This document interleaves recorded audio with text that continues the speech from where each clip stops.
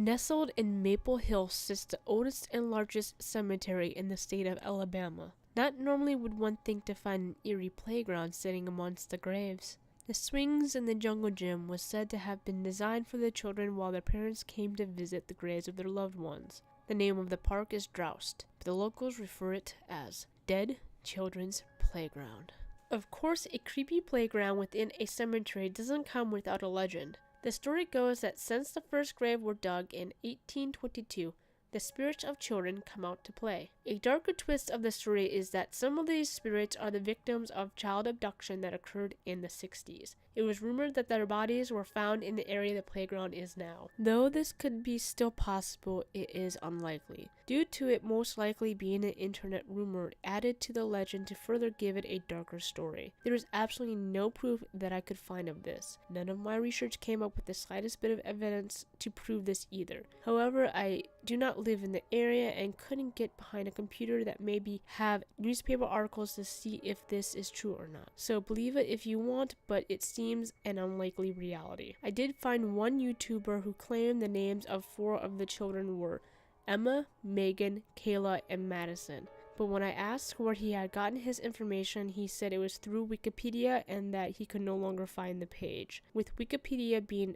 not a very suitable or reliable resource, I wouldn't go around saying it is true information, especially since I couldn't find this anywhere else. People have experienced, or said have experienced, orbs of light going down the slide, swings moving on their own, some saying in unison with one another, the sound of children giggling, though the park is nearby houses where children also play. Strange myths have been caught in photos, and some witnesses claim to have seen a man sitting on one of the cliffs above the playground watching the children play. It is said that he is the man who abducted and killed the children to begin with. The last part was mentioned on this one site out of all that I had researched, so take it with a grain of salt.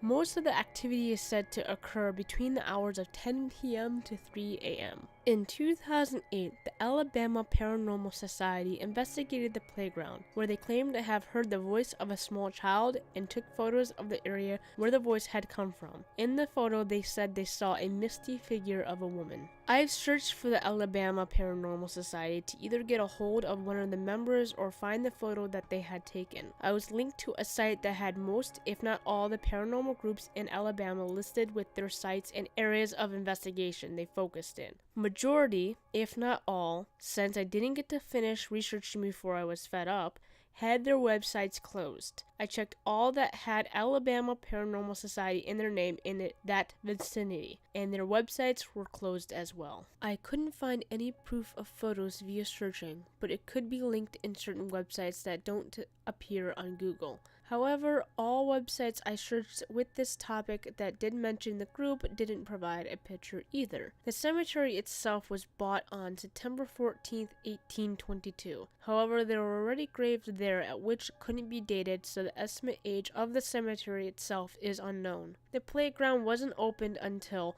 1985. In 2007, the city tried to remove the mark to make room for more graves. Amidst the coverage of night, they were able to remove the slides and swings, but by morning there was a public outcry. To appease the people, they added more modern-day equipment for the park. So do you believe the park is haunted? Did you like this video and want to support this channel? Feel free to check out my Patreon page, where I create videos on cryptids, abductions, serial killers, and much more. If you can't support me there, please like, comment, and subscribe here. I would like to thank my supporting Patreon thus far.